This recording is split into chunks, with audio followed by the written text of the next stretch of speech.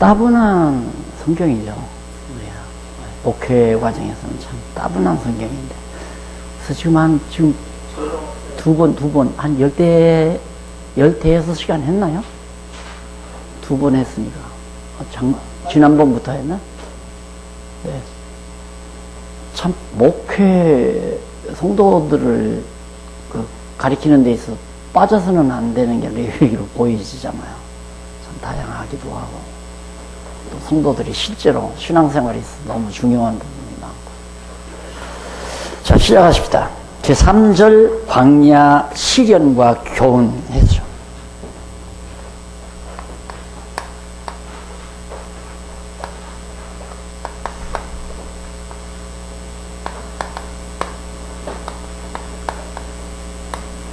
민수기 1장에서부터 30장까지. 자, 그러면 여기서 문제는 뭐냐?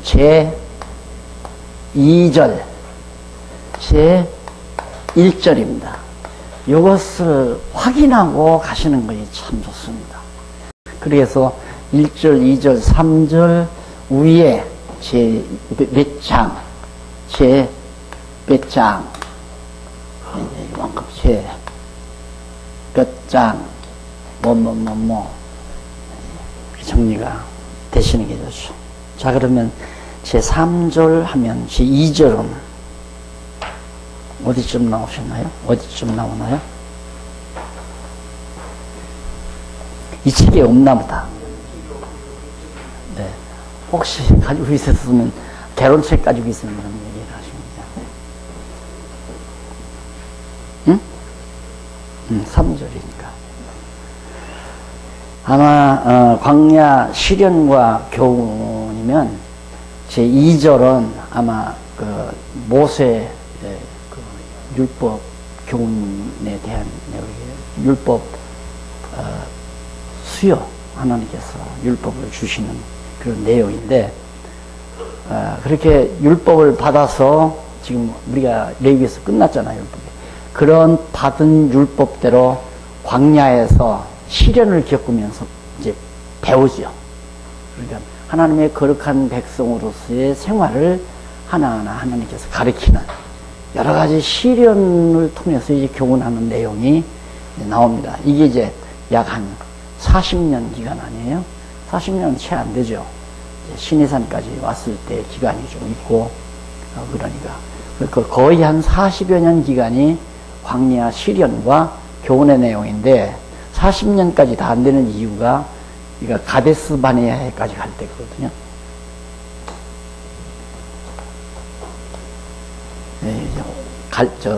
요단강이고, 사해바다고, 요단강이고, 그러면, 이제, 홍해바다가 이렇게 돼 있으면, 건너서 시내산 들려가지고, 온 데가 여기 가데스 바네아, 이 부분입니다. 가데스 바네아가. 그러니까, 바로 가나안 땅 접경, 가데스 바네아에서 12정탐꾼 보내고 그런 사건이 나오는 거죠. 여기까지 갈 때가 30장까지예요. 그러니까 이제 모세가 시내산에서 율법 받아가지고 여기서부터 가데스 바네아 갈 때까지 많은 시련을 겪으면서 하나님께 배우는 교훈들이 쫙 나옵니다. 이게 바로 우리 성도들이 광야와 같은 세상에서 살아가는 과정을 모형적으로 보여준 것이다. 이렇게 전제를 하고 이제 강론입도 있고 또 이 내용에 대해서 숙지를 하시면 그렇게 어려운 것이 아니라 정말 우리의 신앙생활에 없어서는 안 된 아주 중요한 생명의 말씀이 여기 담겨 있다는 것을 발견하게 되겠죠. 자, 그러면 우선 첫 번째로 여기에서 첫 번째로 1번 가로 없는 1번 광야 생활의 준비.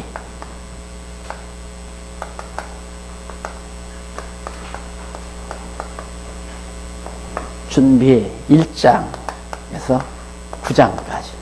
1장에서 9장까지는 이제 광야의 시련을, 광야에서 하나님께서 연단을 시련을 시키려니까 그 생활을 준비시켜야지 하잖아요. 하나님께서 광야 생활을 할 수 있도록 준비시키는 내용인데 그 준비하는 내용을 개괄적으로 정리해 보면 바로 의미분해가 나오죠. 그 밑에 바로. 이게 첫 문단은 제목 밑에 문단은 의미분해다. 그 다음 두 번째 문단은 내용의 줄거리. 전체 내용의 줄거리.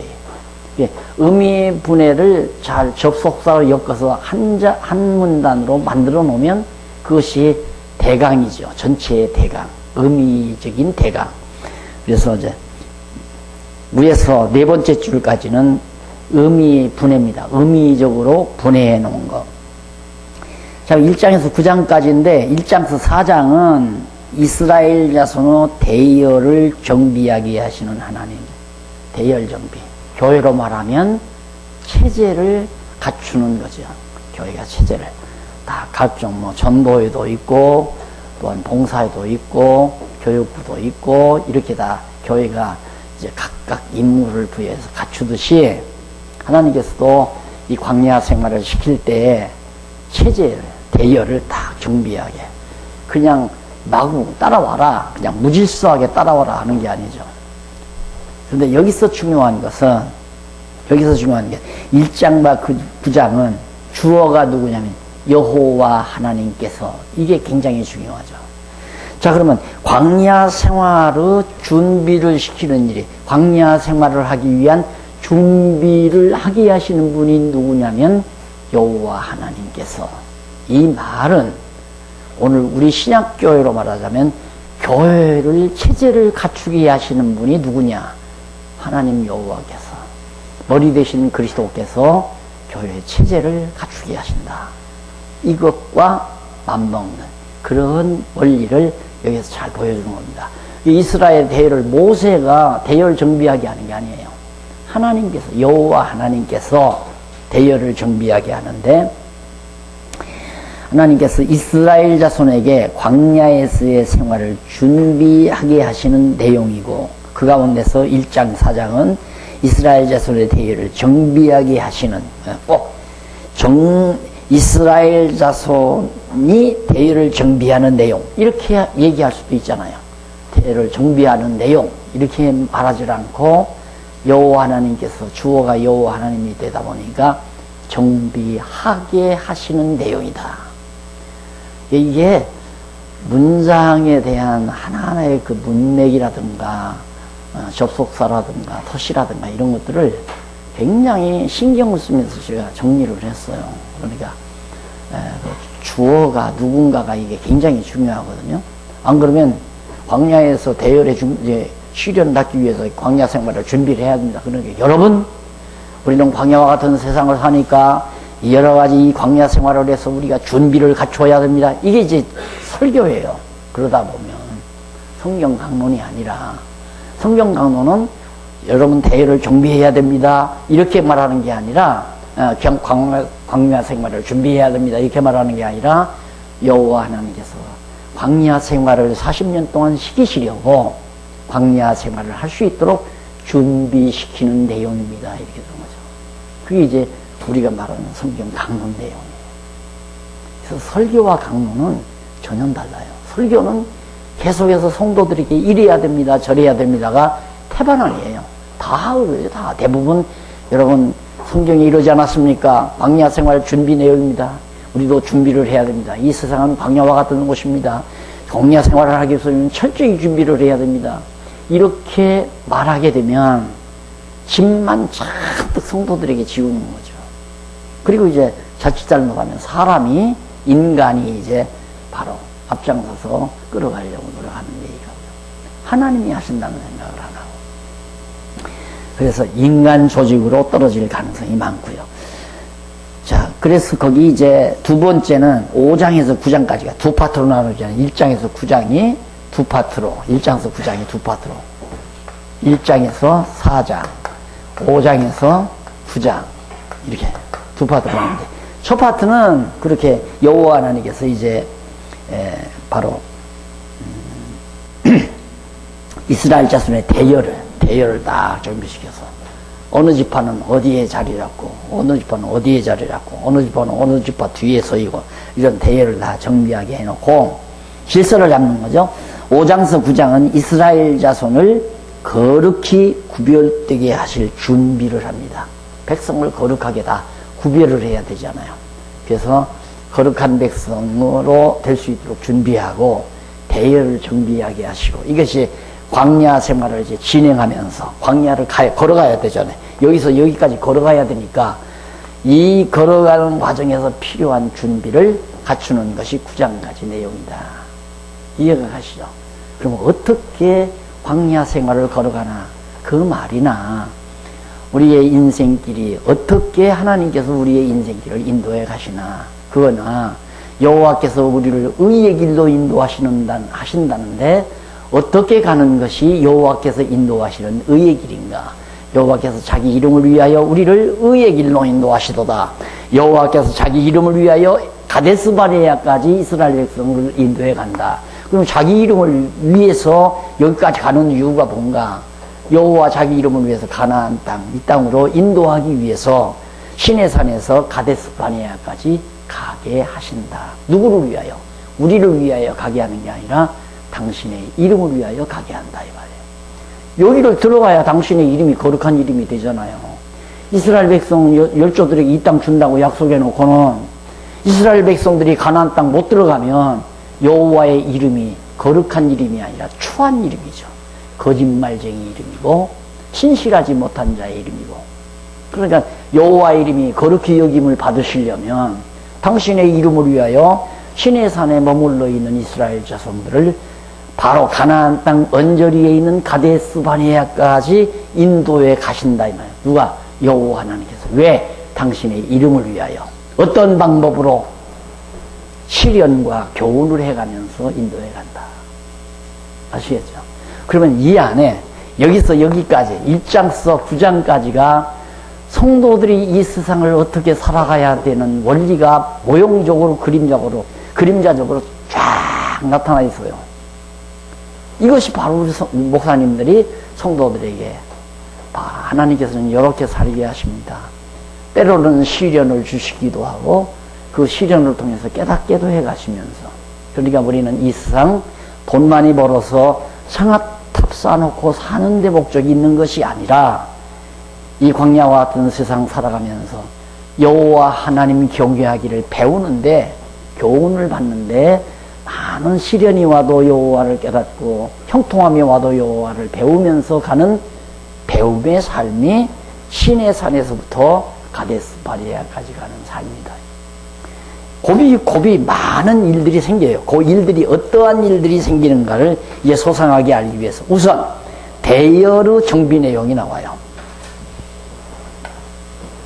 자, 광야 생활의 준비 가운데 첫째, 대열의 정비.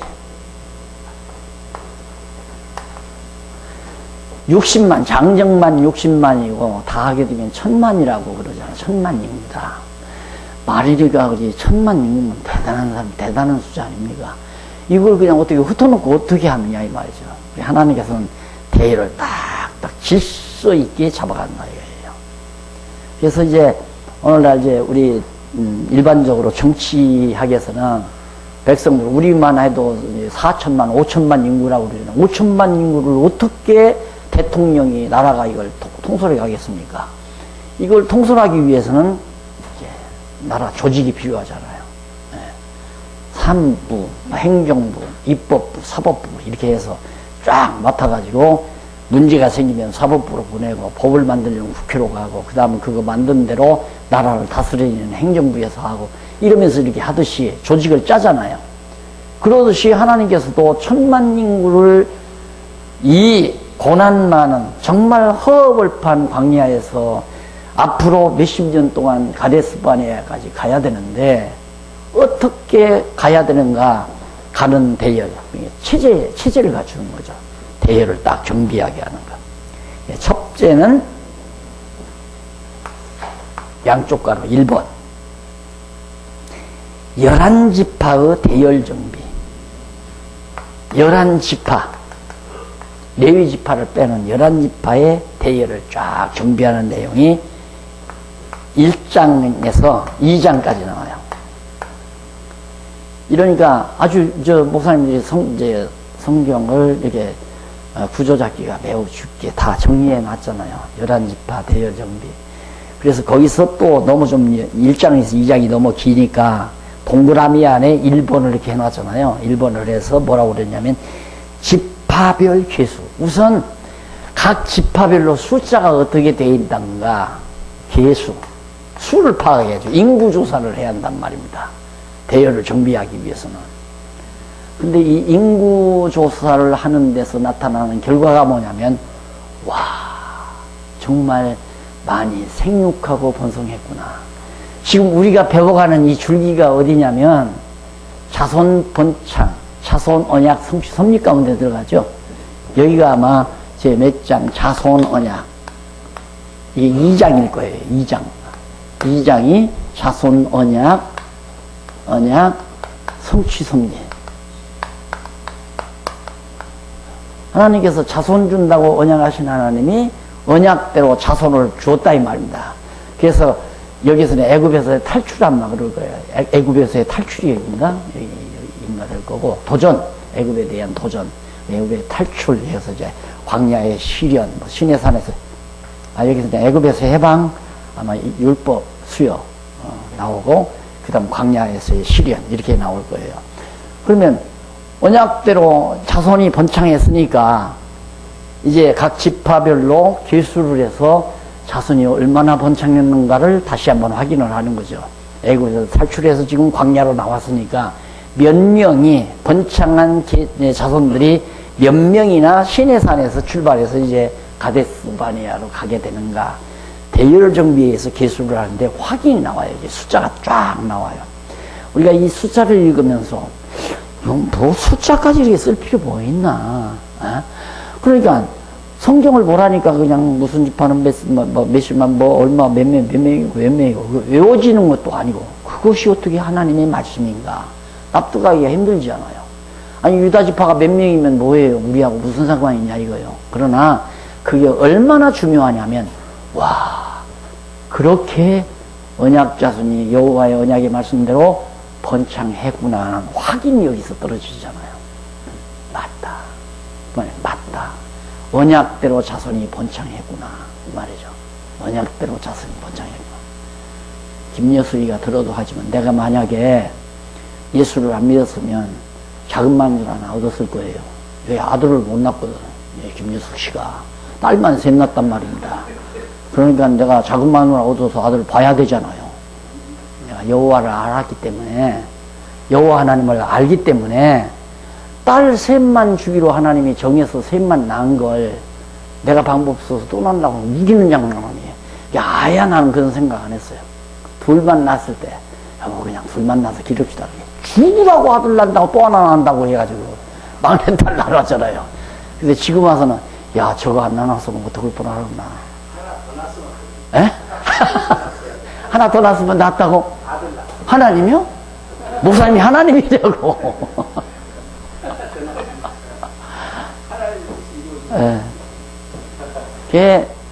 그게 얼마나 좋은지 몰라요. 하나님의 뜻이다. 모든 게 하나님의 뜻이다. 어디 남의 집에 와서 그래 아들 하나도 못 낳은 게 무슨 여자야 이게 아니잖아요. 예? 그래서 큰일 날 뻔하다고요. 큰 일을 하나님이 나게 했으면 낫지만 안 나요. 그냥 나는 이 개수 숫자를 보면서 그게 맞아요. 아 맞다. 하나님은 한번 자손 번창케 해주신다고 언약을 이렇게 확실히 이루어졌다는 것을 개수를 통해서 우리에게 확인시켜 주는구나. 와 정말 여호와 하나님이 살아계시는구나. 100명이 나오든 1000명이 나오든 인간의 능력으로 되는 것이 아니라 하나님의 정하신 뜻대로 언약의 말씀대로 이루어지는 건다는 것을. 그런 데서 이제 역사관이 하나하나 붙어져 가는 거죠. 역사관이. 이 역사를 내가 고친다 이러는 게 아니에요. 제가 20대 초반에 농촌운동을 했거든요. 그때는 뭐라고 얘기한 줄 압니까? 얼마나 멋있습니까? 여러분 우리는 길이 있어 가는 게 아닙니다. 길이 농촌 젊은이들을 모아놓고 눈 떠! 똑바로 떠! 길로만 가는 게 아니라 길이 없으면 길을 만들어서 가는 거야. 와 얼마나 멋있어요. 그러면서 살던 저예요. 성경을 배우면서 참 웃기는 소리 많이 했다 내가. 길 없는데 어떻게 가요? 이거 하나님이 이렇게 길을 다 인도해 가야 길을 가는 거지. 여기 내 마음대로 야 이쪽으로 가자, 야 애굽으로 가자. 불기둥이 안 가는데 내가 어디를 가요? 구름기둥이 가야 따라가죠. 밤에는 불기둥이 움직여야 불기둥 따라가죠. 그래 여기서 여기까지 가는데 불기둥과 구름기둥 쫙 인도해 가지 않아요. 여호와께서 뭐를 위하여? 이스라엘 백성을 위하여 의의 길로 인도하시도다. 그럴듯하죠? 말 되잖아요. 여호와께서 내 사랑하는 백성들을 위하여 의의 길로. 천만의 말씀. 여호와께서 당신 자신의 이름을 위하여 불기둥과 구름기둥으로 정해놓으신 의의 길. 이 의의 길이란 말이 공자 맹자가 가리킨 도덕적인 길이 아니에요. 하나님이 정해놓으신 길이 바로 의의 길이라니. 그러면서 이제 도덕관도 무너지고 윤리관도 다 무너지고 인간 자존심, 인간 의지력 다 망가져 버리잖아요. 그러니까 그때야 이제 역사가 제대로 보이는 거예요. 세상에 돌아가는 모든 역사가. 그러니까 뭐 사트 때문에 좀 난리가 나지만은 암만 난리 쳐도 어쨌든 지금 복음의 핵심은 한국교회가 가지고 있다. 까불지 말아라. 하나님이 어쨌든 만약에 사투로 인해서 한국에 이제 소란이 일어나면 하나님 뜻 이루어지는 거죠. 뭐 예루살렘에 막 핍박이 오고 그 하나님 참 모질잖아요. 성령 보내가지고 이제 사도들이 말씀 깨달아서 막 전파하면 편안하게 해야 할 거 아니야. 전쟁도 없고 환란도 없고 사도들이 어디 간다 막 프랑카트 써붙여서 막 환영 막 훌륭한 우리 선생님 모신다고 박수를 보내고 환영하고 그러는데 웬걸 막 예루살렘 교회 몇천 명씩 모아들이니까 막 잡아다 죽이고 스데반 돌로 때려 죽이고 야고보 데리다가 칼로 목베 죽여버리고 막 환란이 오니까 확 다 도망가 버려요. 다 도망가 버렸나요? 난 자꾸 그런 생각, 아이고 하나님 그렇게 불행한 방법이 좀 안 됐으면 좋겠는데 그럼 어떤 방법으로? 한국 기업이 잘 되고 우리 연예인들이 좀 인기가 높아가지고 한류풍이 그냥 세계로 지금 요즘 돌아가잖아요. 그러니까 지금쯤은 목사님들이 나 한국에서 왔습니다 이러고 딱 말할 수 있어요. 자팬 아니에요, 코리아예요. 과거 그러고 살았잖아요. 일본 사람이나 우리나라 비슷하니까 어디 가면 자페니스 그래요. 기분 나쁘죠. 지금은 아니야 코리안이야 코리안. 와 이게 나는 다 하나님께서 정말 이 복음의 확산을 위해서 만들어 가시는 과정이라 생각. 좀 그렇게 좀 됐으면 좋겠어요. 불택자들도 많지만 우리 젊은 애들 노래 잘 부르고 춤 잘 춰서 그냥 전 세계 무대를 다 누비고 그 뒤따라서 복음이 들어가고 또 한국 기업들이 막 발전을 해서 여기 나라 저 나라에다가 지사를 두어서 막 산업선교사들이 올려가고 우리 한국에서 장로 과장, 장로 총무님, 장로 지사장님들이 막 해외로 파견돼 가지고 가서 사업하면서 선교하는 이런 정말 평화로운 방법으로 복음이 전해졌으면 하는 게 내 인간의 생각이죠. 내 인간의 생각. 네, 그렇게 됐으면 하는 소원을 보다가도 이러다가 사트 자꾸 배치하고 난리를 치는데 이러다가 또 나라가 혼란스러운 거 아니냐. 그래서 우리 딸아이들이 둘이 지금 아직 시집을 안 갔는데 어쩌면 다행인지도 모른다. 바울이 그랬거든요. 그때 당시 이제 예루살렘 70년에 망할 거고 바울이 아직 편지 쓸 때 그때는 70년이 안 됐으니까 그 감을 바울이 알았단 말입니다. 그러니까 시집 안 간 처녀는 내가 볼 때 그냥 사는 것이 낫다. 왜? 환란이 오고 나라가 어지러워지면 애기 낳고 그러면 애기 없고 도망되면 피난 다니려면 보통이니까 시집 가려고 하지 않거든. 그냥 처녀 딸 둔 부모는 그냥 지내도록 하는 것도 좋으니라. 그러나 자꾸 가려고 하면 보내는 것도 좋다. 이제 그 얘기예요. 근데 요즘에는 시집 가가지고 딸아이들, 애아이들 낳아서 기르는 거 보면 저놈 생전에는 좀 비참한 일이 이 땅에 없었으면 그게 내 마음대로 되느냐 이 말이에요. 안 그래요? 어떻게 나는 재수 좋아가지고 어렸을 때 6.25 동란 좀 겪고 했지만 그동안 큰 재난 없이 살았잖아요. 초기에서 가난하게는 살았지만 지금은 이제 참 우리 이 시대에 사는 게 행운아예요. 우리나라 역사상 50년을 외침받지 50년 안에 받지 않은 적이 없는 역사를 가지고 있잖아요. 항상 외침을 당해서 살았죠. 근데 지금 6.25 동란 직후에 얼마나 지금 60년 세월 동안 큰 재난 없이 전쟁 없이 살았잖아요. 이것이 나는 한국교회를 위한 일이었다. 나 그렇게 역사 해석을 하거든요. 왜? 한국교회를 일단 키워놓으려고. 모종판처럼 씌워놓으시려고. 그리고 모종판처럼 켜서 뭐게. 모종판에다가 벼이삭을 그냥 놔두면 수확이 없어요. 그거 다 뽑아다가 어떻게 이렇게 옮겨 심어야죠. 그래서 뽑으시고 심으시는 하나님. 이사야서에도 나오고 선지서에 나오잖아요. 하나님께서 한국교회 훌륭한 인재들을 뽑아서 그런데 안 여기 지금 뽑히지 않아도 밖에 나가 있는 선교사들이 엄청 많대요. 많은데 선교사들이 다 갈증 느끼는 게 나가기는 나가는데 뭘 줄 게 없다는 것이 갈증이에요. 그래서 그 줄 것을 만들려고 좀 노력을 많이 하는데 줘야죠. 근데 이제는 주기 좋은 게 뭐냐면 우리 장로님 지금 열심히 녹화하잖아요. 이게 전 세계로 그냥 나가는 거예요. 그냥. 나는 외국에서 해외에서 막 선교사들이 몰려오고 외국인들이 몰려와서 우리 게스트하우스에서 머물면서 한 달이고 두 달이고 일주일이고 머물면서 막 이 성경 공부하고서 나가서 막 전하고 이러리라고 생각을 했는데 내 생각은 구닥다리 생겨요. 구닥다리. 나는 텔레비전 방송 저거 하려면 그 전에 알아보니까 한 200억을 가져야 된다고 그러더라고요. 그러니까 꿈도 못 꾸죠. 내가 어디에서 돈이 있어서 텔레비 방송을 합니다. 방송, 영상 이렇게 보낼 수 없단 말입니다. 그런데 우리 장로님은 전부 창고에서 먼지 그냥 다닥다닥 묻은 거 그냥 털고 쓰더니만 그 다음 어떻게 하면 이게 나가기 시작하더니만 이제는 또 후원자들이 100만 원도 주고 50만 원도 주고 그 돈 받아가지고 기계 좀 사가지고 이제는 제법 나가잖아요. 제법 전 세계로. 그렇게 세계에서 가만히 앉아서 공부해요. 우리 목사님 박 목사님 속상해가지고 여기 와서 같이들 해야 하는데 목사님 장로님이 저거 하니까 집에서 한다고 나오다가 안 나온다는 거예요. 저거 문제라고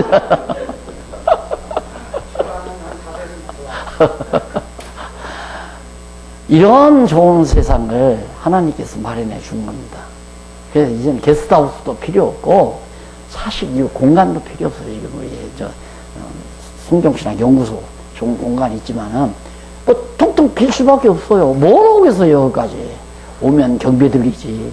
오면 고생하지. 아무리 게스트하우스 있고 해도 객지나면 고생 아니에요. 그냥 앉아서 거기서 다 공부할 수 있는데 교재만 가면 이제 우리가 영문으로 번역하고 러시아어로 일본어로 중국어로 번역만 해서 교재만 보내면 교재 보고 영상 보면서 바로 공부 다 하는데 우리 이렇게 하듯이 다 할 수 있다 이 말이에요. 앞으로 대학도 내가 그런다고 해요. 대학도 학생 안 됩니다. 대학 안 됩니다. 벌써 대학 한쪽에서 문 닫기 시작하잖아요. 모르는 거 있으면 스마트폰에다가 몇 자만 입력시키면 그냥 정보가 쫙쫙 나오는데 알고 싶은 거 거기서 배우면 되는 거고 대학 가서 졸업해봤자 서울대학 졸업장 가지고도 지금 취직이 안 되는 세상인데 왜? 로봇가 다 해요 이제. 그래가지고 기업주들은 더 이윤이 많아지게 돼 있고 그 사람들은 더 많이 이제 벌이가 늘어나게 돼 있고 못 사는 사람들은 직장이 없어서 더 못 살게 되고 가난하게 되고 그럼 이게 계속 그렇게 되겠나. 그러다 보면 이제 뒤집어지는 거 아니에요.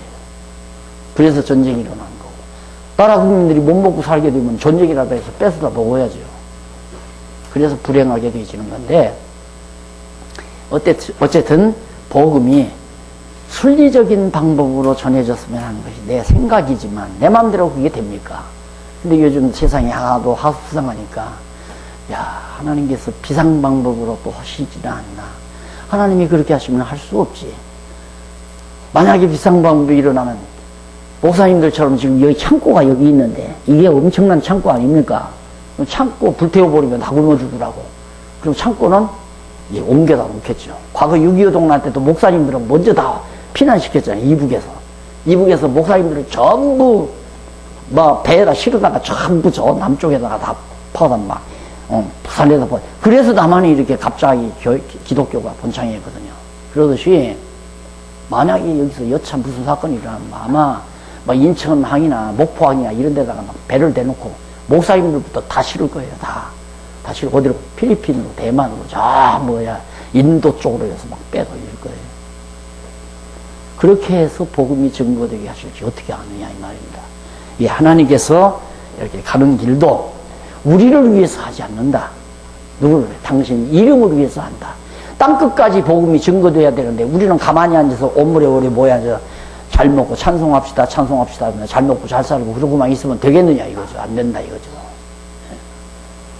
하나님의 뜻은 지금 땅끝까지 복음이 증거되게 하려고 한국교회에다가 이 엄청난 진리의 보화, 먹으면 죽었던 자가 살아나는 이 엄청난 진리의 보고가 한국교회에 있는데 이걸 여기다가 창고 전하고 폭탄으로 폭파해서 죽여버리겠느냐 이거죠. 나는 그건 안 믿어져요.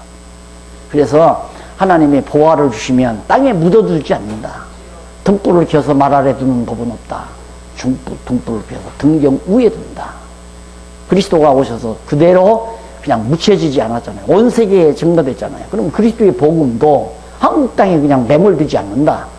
우리 한국교회에 엄청난 이 보화를 주셨으면 이것이 온 세상에 전파되도록 한다. 그래서 그 소원을 가지는 겁니다. 이 복음을 우리만 가지고 있을 것이 아니라 중동과 인도, 중국, 러시아, 중앙아시아, 동남아시아 앞으로 이 아시아권에 죽어져가는 많은 영혼들을 구원할 하나님의 계획이 지금 바람이 그쪽으로 불잖아요.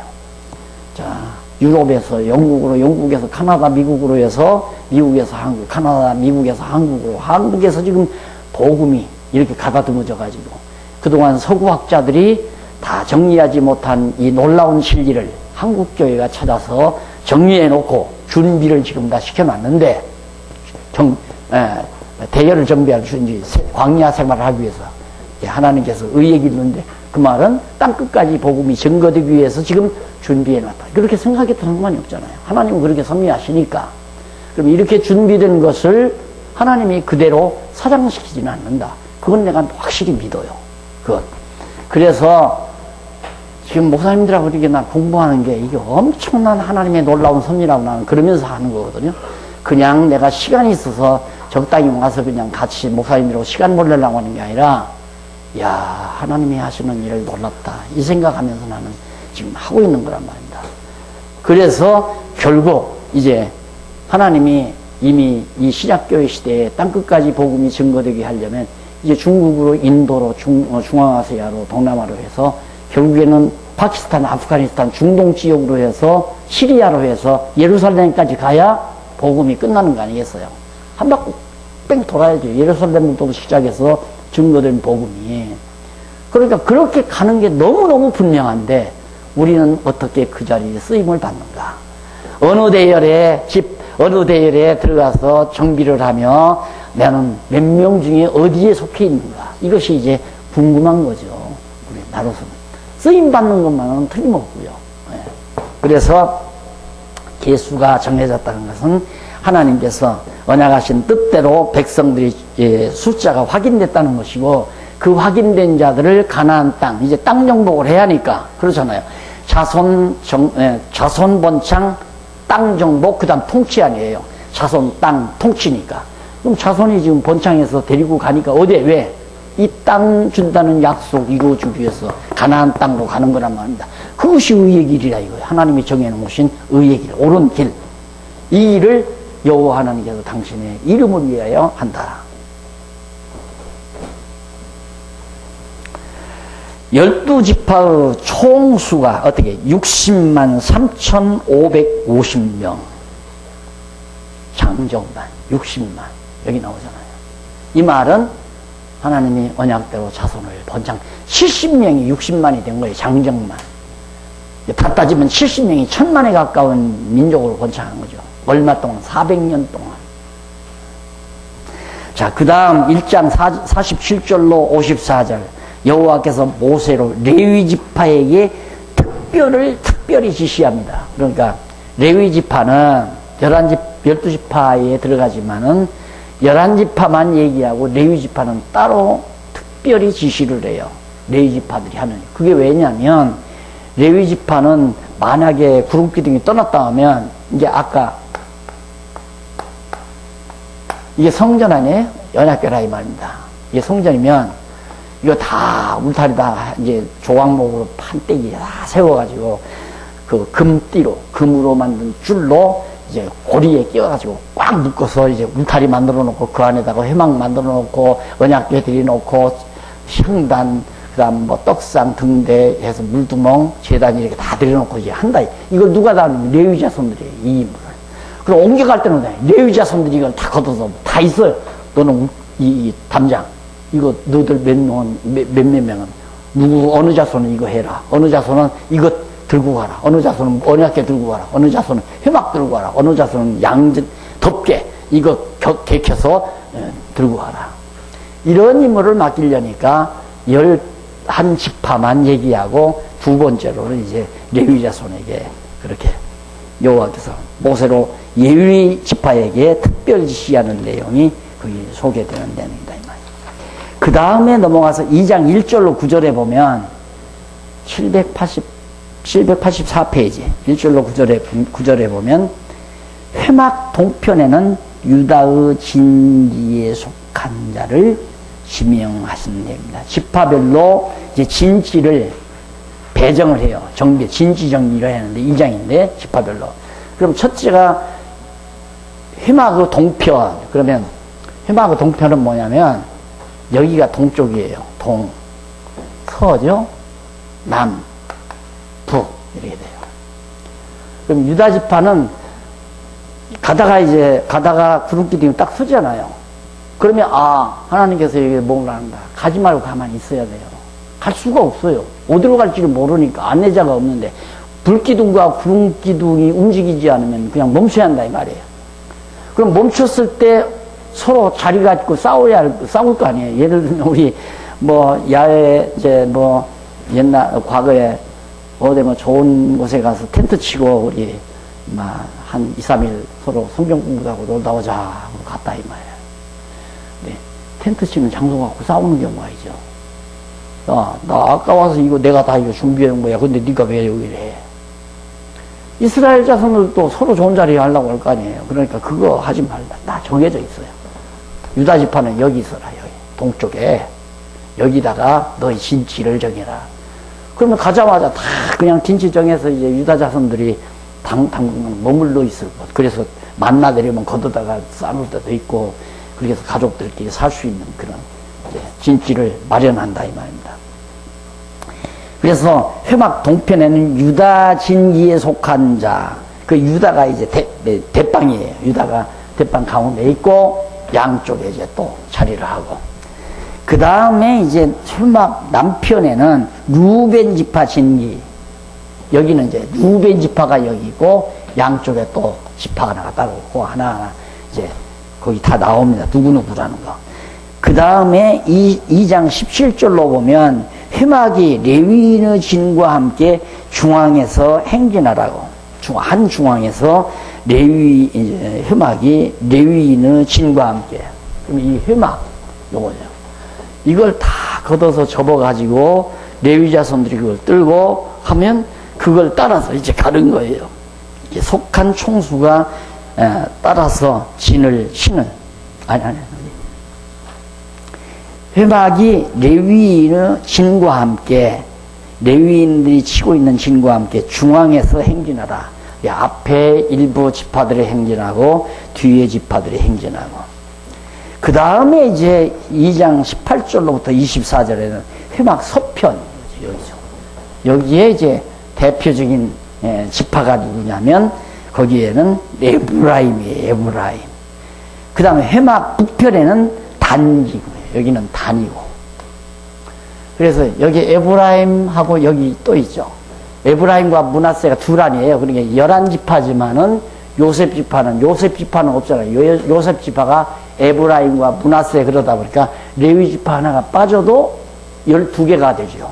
그래서 여기에 셋, 여기에 셋, 여기에 셋, 여기 단을 중심으로 한 두 지파 더, 세 지파에서 3, 40이 12지파가 딱 자리 잡는 거예요. 그래서 성막을 중심으로 진지를 이렇게 쳐놓고 구름기둥이 움직일 때까지 여기서 머무는 거예요. 성막 중심으로. 그래서 어떤 목사님들은 다 교회 개척해놓고 교회 주변으로 다 이사와라. 다 이사와라. 그런 분들도 있어요. 물론 이제 교회 생활하기가 편리했어요. 그렇게는 좋지만 뭐 이걸 빙자해서 그럴 필요는 없죠. 자연히 성도들이 교회 생활을 하려니까 난 교회 가까이 이사 갈래 하고 이사 올 수는 있는 거지만 성경이 이렇게 하라고 했으니까 다 이래라 이런 건 아니다 이 말입니다. 어디까지나 성막 중심이라는 것은 뭐냐면 이 성막의 핵심이 언약궤 아니에요?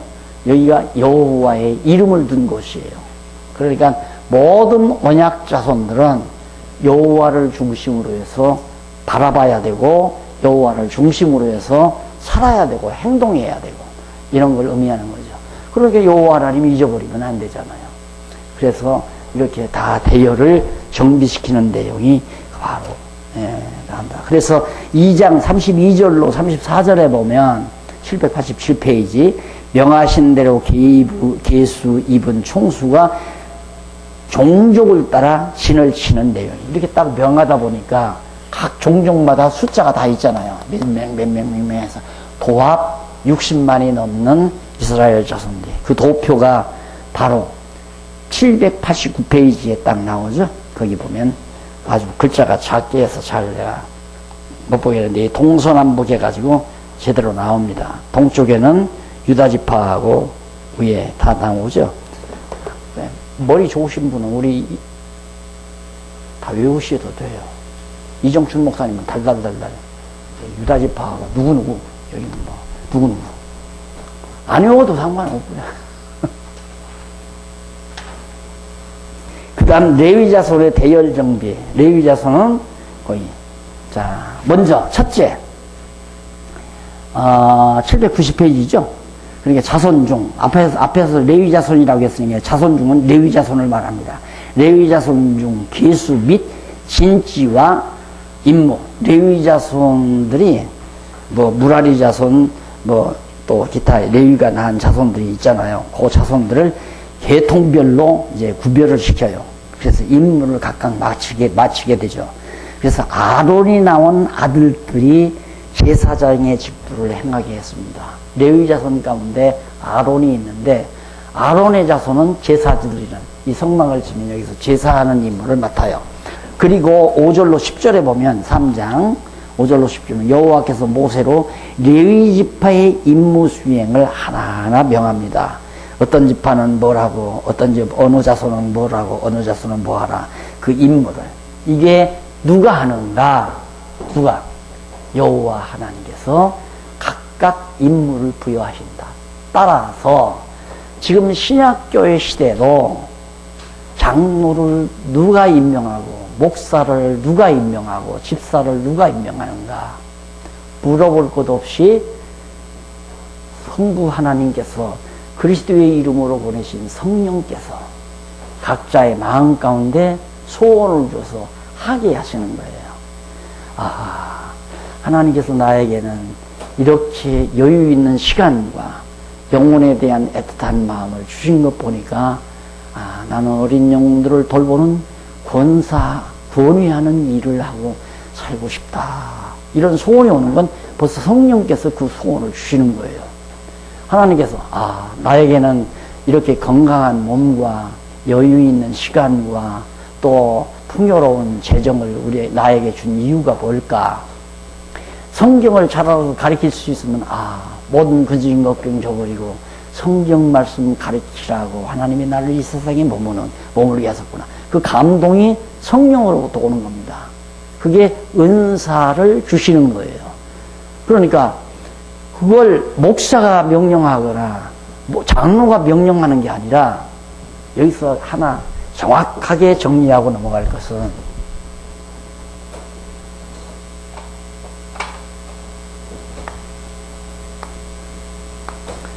성령께서 통하는 게 있어요. 성경 말씀으로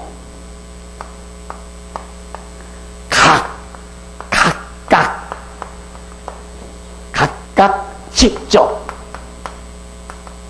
각 성도에게 직접적으로 여기에 이 당회나 노회나 총회나 이게 끼어들어가는 게 아니에요. 이게 끼어들어간다면 로만 캐토릭 사상이에요.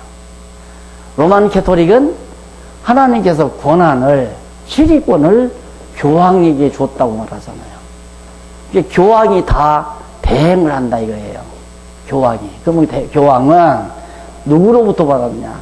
제1대 교황인 베드로로부터 전수받아서 지금 20몇 단가 25대인가 교황이 나와 있잖아요.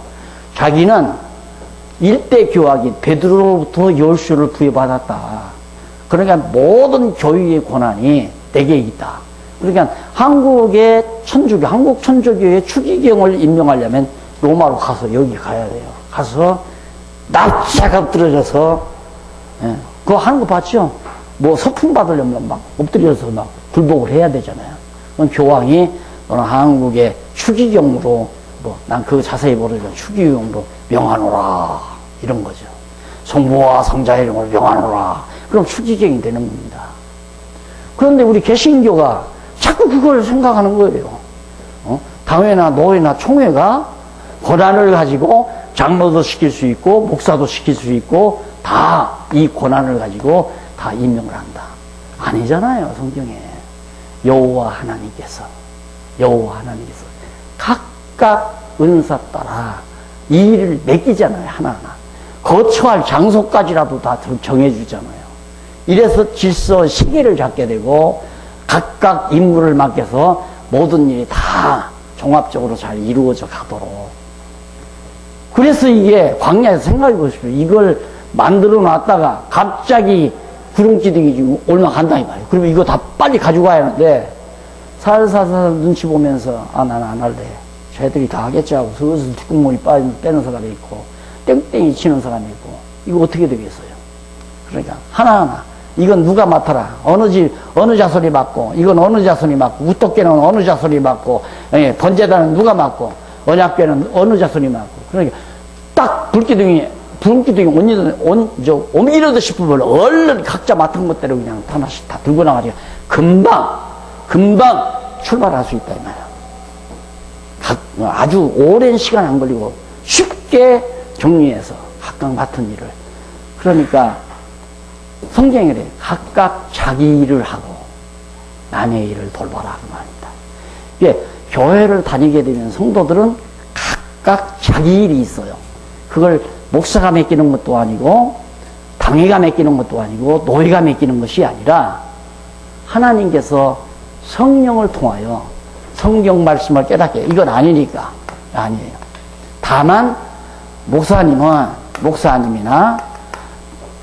장로, 이게 다 지도자네요. 예를 들어서 이런 분들은 성령께서 성경을 깨닫게 하는데 통역관 역할도 하게 하고 공부자가 되도록 후원자 역할도 하게 하고.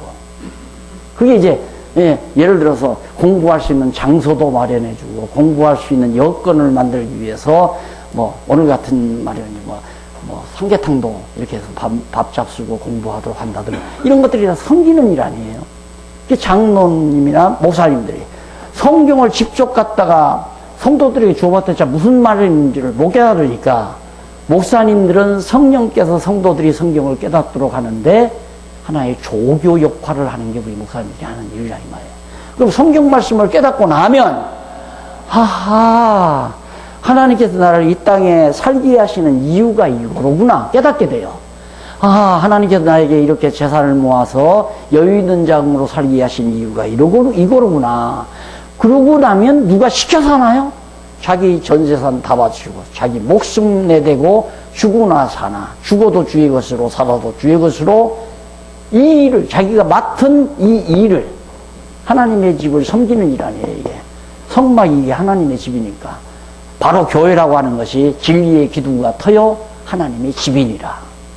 교회라는 게 건물이 아니잖아요. 주의 이름으로 모인 각각 우리 성도들이 모인 하나의 신령한 유기체가 교회란 말입니다.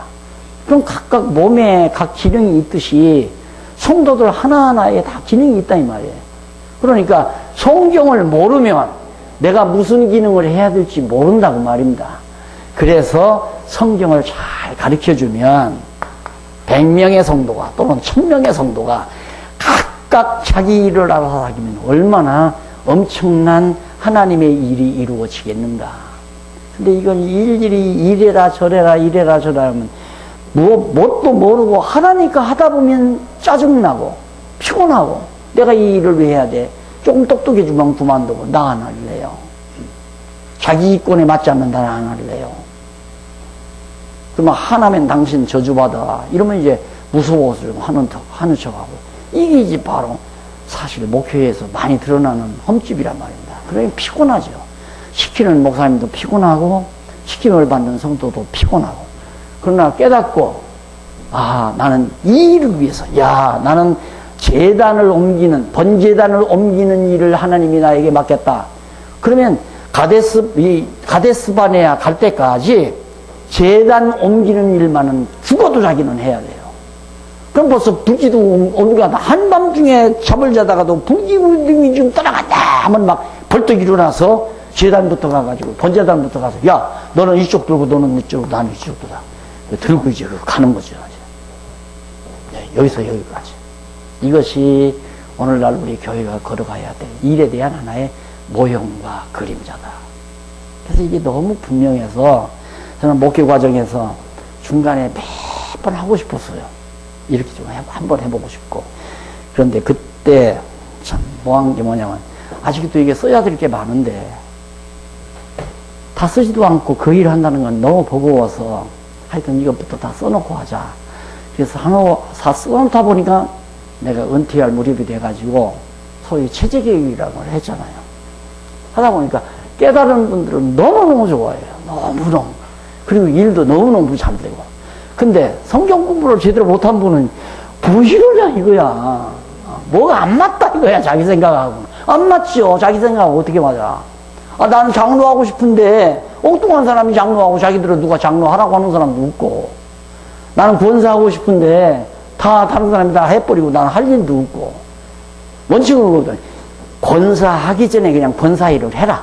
장로하기 전에 장로 일을 해라. 그건 뭐냐면 성령께서 성경을 깨닫게 하니까 나는 많은 시간은 아니지만 내 적은 시간이라도 투자해서 어린 영혼들을 후원하며 보살피며 살고 싶다.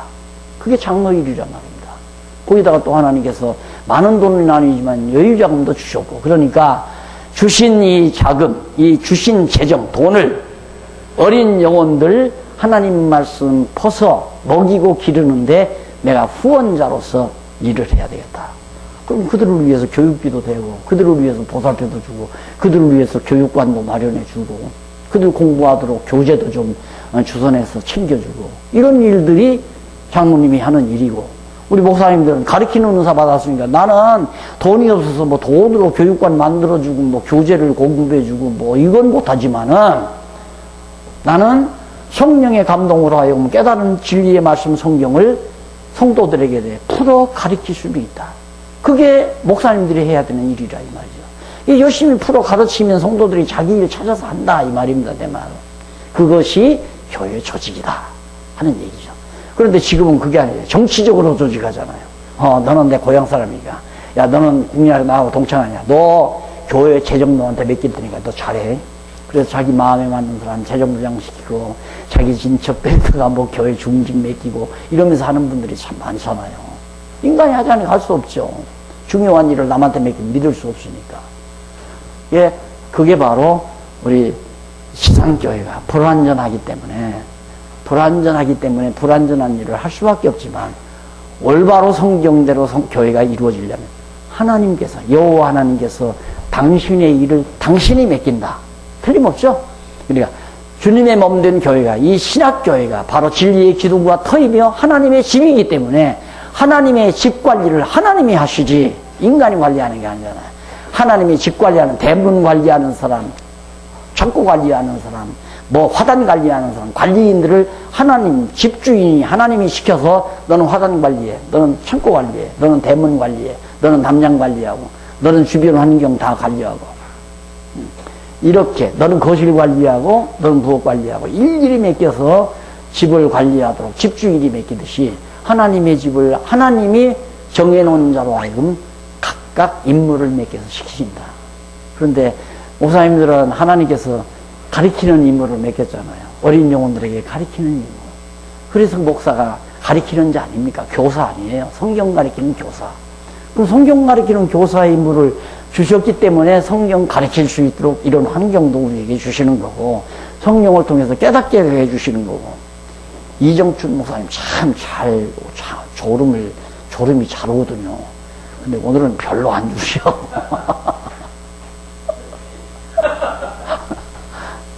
이게 이제 하나님께서 우리들에게 임무를 맡겨서 하게 하시려고, 응?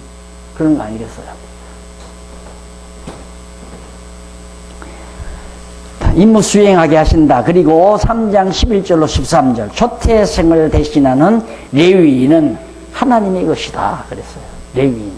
여기서 하나님의 집을 맡아 관리하는, 성막을 맡아서 관리하는, 회막이나 성막을, 또 성막 기구들을 관리하는 이 사람들은 다 하나님의 것이다. 왜 그러냐면 레위인은 넷째 아들인가? 셋째 아들인가? 레위가? 넷째요? 유다가 넷째 아니야? 셋째. 네, 셋째. 유다가 넷째. 네. 근데 왜 나를 헷갈리게 자꾸 만들어요? 기분 나쁘게.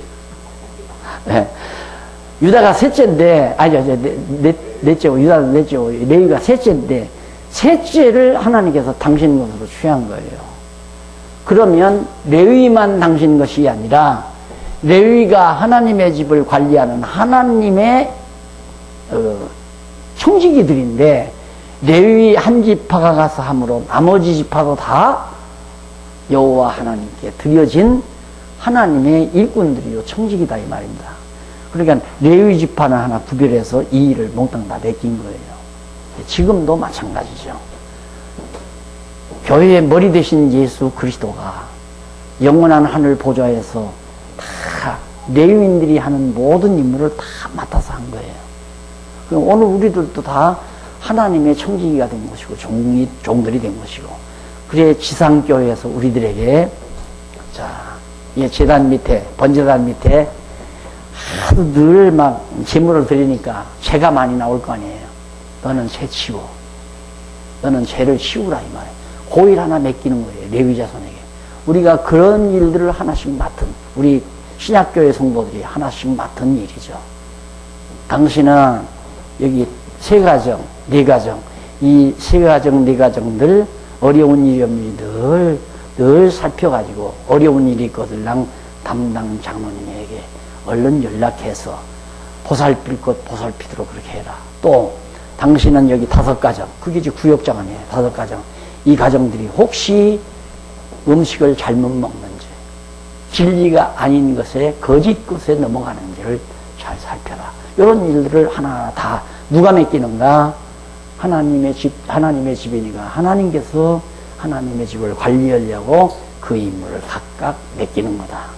그래서 예수님께서 가시면서 각각 은사를 주고 가셨다고 그랬잖아요. 선물로 주었다. 그러니까 성도들을 제대로만 양육해 놓으면 알아요. 내가 무슨 일을 할지.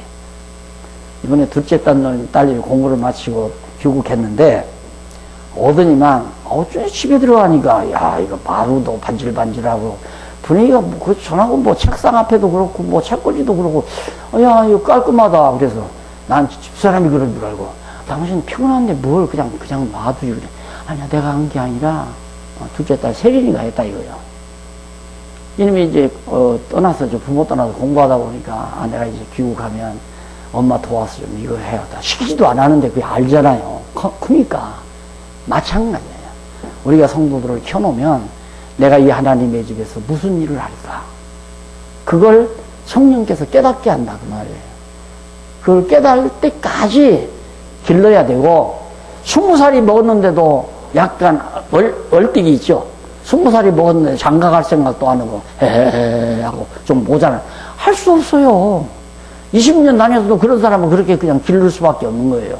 그러나 똘똘한 놈은 벌써 17, 18살만 먹어도 여자친구 사귀느라고 달라나. 엄마, 친구가 만나자고 하니까 나 잠깐, 여자친구냐는, 그런 거 알 것도 없고, 그러면서 나가잖아요. 에? 그런 건 알 것도 없다 이거야. 왜? 정을 내가, 나도 이제 다 컸으니까, 나도 비밀이 있으니까 알려고 할 거 없다 이거야. 여자친구 뭐 만나러 가니까. 그래 벌써 딱 대학 졸업하기 전에 벌써 대학 가서 2학년의 상황에는 아버지, 나 장가 가면 안 돼요? 키워놓으면 다 제할이라는 산다 이거예요. 장가 보내서 또 키워놓으면 직장 딱 잡고 한 달에 200만 원, 300만 원 벌어들인다 이거야. 그러니까 아내가 있다가 옆에서 엄마 곁에 아버지 엄마가 곁에 떠나서 우리끼리 살면 안 돼? 안 돼? 가만히 있어봐, 가만히 있어봐. 내가 잘 기려봐서 잘 봤다가 아버지가 기분이 참 좋다 이거야. 또 어머니도 좋아가지고 한참 들 때 엄마 뭐 왜? 할 얘기가 있는데 뭐야? 우리끼리 살면 안 돼? 요거 봐라 요거.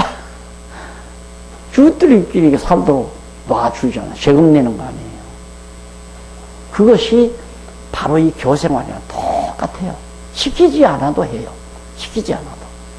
시키면 하는 듯 하다가 안 해요.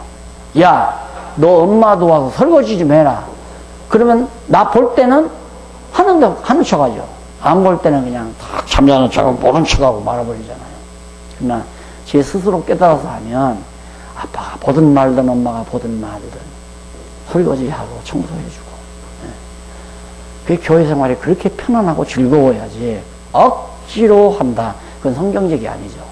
왜 자원해서 하라고 그러는가. 선한 일이 날다리가 선한 일이 억지같이 되지 않게 하기 위해서. 교회만큼 신사적인 데가 없어요. 너무 신사적이에요. 억지로 명령하거나 하게 하거나 강요하거나 이건 아니죠. 스스로 자원해서. 그게 소원 아니에요. 소원. 아, 나 저거 하고 싶다. 나 집사하고 싶다. 내가 반주하고 싶다. 아, 이번에 이제 막 시작한 교회에 가서 특강을 하는데 막 전자올갱이 딱 들어왔더라고. 그런데 벌써 누가 딱 앉았어. 걔네가 강의하다 말고. 그 반주자를 누가 임명해서 그러니까 뻥이에요. 아, 누가 임명했냐니까. 그러니까 그냥 내가 했어요. 자기가 했다 이거야. 왜? 자기가 반주할 줄 아니까 연자올갱이 두르니까 자기가 앉아서 그냥 반주하는 거예요. 바로 그거예요. 안 그러면 이제 누가 안 한다 이거야. 그러면 시키려면 용돈 50만 원씩 한 달에 줄게. 좀 반주 좀 해. 이렇게 시켜야 할 거 아니에요. 한국교회가 대부분 그런다 이 말입니다. 그리고 좀 큰 교회는 장로님, A라는 장로님 딸도 반주자. 음대 나왔어요. 기악가 나왔어. B라는 장로님 딸도 기악가를 나왔어. 자, 당회가 모여서요. 반주자를 누구로 할까요? 그러면 A라는 장로는 내 딸을 시켰으면 좋겠다. 왜? 보수가 한 돈 100만 원 되거든요. 주일날 5손가락 몇 번 움직이고 나서도 한 달이면 100만 원씩 나오잖아요. 그러면 장로님 연보하고도 남는 거야. 자기 연보는 50만 원밖에 안 하는데 100만 원 받으니까. 그것 때문에 장로님들이 갈등이 있는 거 아니겠어요? 그래서 교회가 전부 소프라노, 지휘자 돈 줘야지, 소프라노 뭐 담당자 돈 줘야지, 엘터, 테너, 베스 각각 해서 큰 교회 성가대들은 돈이 얼마나 나갑니까? 그렇게 해서 막 가운이 빼고 막 간소하게 막 이렇게 해야 훌륭한 교회처럼 보여지게 만드는 그런 식으로 교회가 다 운영되는, 정작 해야 될 성경을 가르치는 일은 저 뒷전에다 두고 의용적으로 보여주고 의용적으로 잘하고 의용적으로 가치 있게 그렇게 하다 보니까 교회가 점점 주저앉는 것은 당연한 거 아니에요. 왜? 모래 위에다가 짓습니까? 진리의 말씀은 다 멀리하고 모래 위에다가 교회를 짓다 보니까 점점 비바람이 내리니까 주저앉을 수밖에 없는 거죠. 그래서 모세로 게르손 가족 수 거기 나오죠. 예위는 하나님의 자손인데 레위 자손들 개수를 딱 하고 레위 자손 가운데 게르손 자손이 있어요. 레위가 낳은 아들 가운데 게르손. 그 다음 므낫세 고앗 자손이 있고 무라리 자손이 있고 뒤에 넘어가면 3장 27절 32절 그럼 고앗 자손이 나오고 그 다음 밑에 33절로 37절에는 무라리 자손이 나오는 게 레위가 낳은 게 누구냐면 게르손, 고앗, 무라리 이 세 사람의 세 아들을 낳는데 이들이 각각 임무를 맡아야 되는데 진지 어디에다가 너희들이 자리를 정하고 할 일은 뭔가를 각각 임명하는 내용이 나와요. 이렇게 하나님이 직무를 주고 명하신다. 지금도 하나님께서 그리스도의 이름으로 보내신 성령 감동을 통해서 각자에게 너는 무엇을 해라 하고 명령하신다. 목사님들도 다 가리키는 은사 하나님이 주셔서 하고 싶은 소원을 줘가지고 여기까지 오신 거 아닙니까? 누가 임명했나요? 총회가, 노회가 목사 안수했기 때문에 목사가 된 게 아니라 목사 안수하기 이전에 우리 각자 마음속에 나는 주의 종으로서 어린 영혼들에게 복음을 증거하며 살고 싶다는 소원이 와가지고 이미 성령께로부터 감동을 받아 은사를 받아가지고 그 은사를 실현하기 위해서 공부도 하고 절차를 밟다 보니까 노예가 당신은 목사요 하고 광고해 준 것뿐이에요. 안수한다는 건 당신도 우리와 똑같은 목사요 하고 광고해 주는 거지 안수 받았기 때문에 목사가 된 것이 아니라 목사이기 때문에 안수를 준 것이다. 맞나요? 맞죠? 10번도 맞는 얘기입니다. 근데 이걸 거꾸로 생각하니까 우리가 안수 안 하면 너 목사 못 된다. 이번에 또 가니까 저 아르헨티나에서 지금 이 공부를 열심히 한대요. 저 장로님 제자예요. 그러니까 김양만님 제자. 장로님이 저렇게 보내주니까 거기서 그걸 듣고 공부하는 거예요.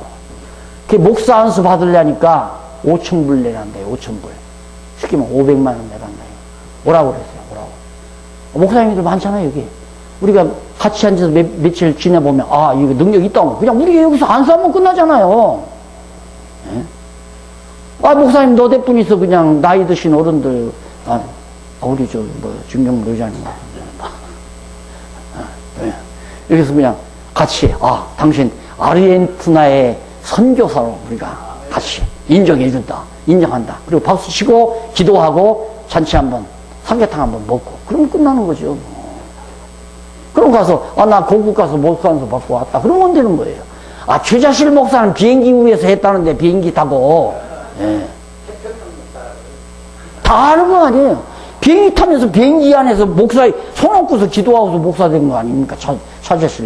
최자실 목사가 세상 떴지만 내가 그걸 왜 잘하느냐면 최자실 목사 양아들이 우리 교회로도 와버렸어요. 강남 순복경교에 있다가 신학교 내가 강의하러 나왔는데 거기를 왔더라고요. 와서 강의 듣더니만 그냥 깜짝 놀라가지고 최자실 목사 양아들이었는데 어디 간다고만 하면 대동하고 다는 거야. 잘생겼거든요. 아주 그 배우처럼 잘생겨가지고 양아들로 그렇게 해가지고 가는 데마다 데리고 가고 대아들이라고 그러고 잘만 했으면 강남 순복교회에 인수받는 건데 그것도 뿌리쳐버리고 나와버린 거야. 그 사람이 얘기를 하더라고요. 비행기 타면서 그냥 눈 떠버렸대요, 목사. 그때는 여자 목사도 없었을 때 아니에요. 에? 누가 눌렀냐고?